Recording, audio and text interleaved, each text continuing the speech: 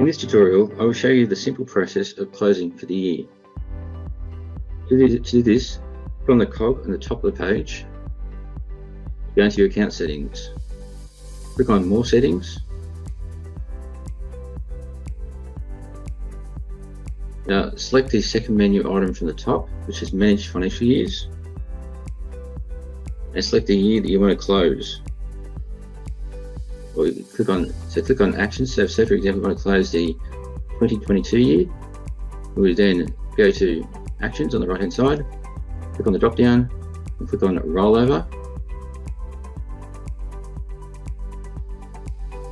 Then select Start New Financial Year.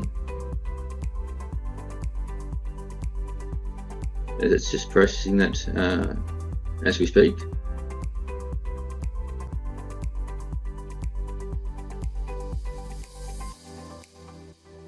But it's a fairly straightforward, simple process. And we close this, so it says rollover done successfully.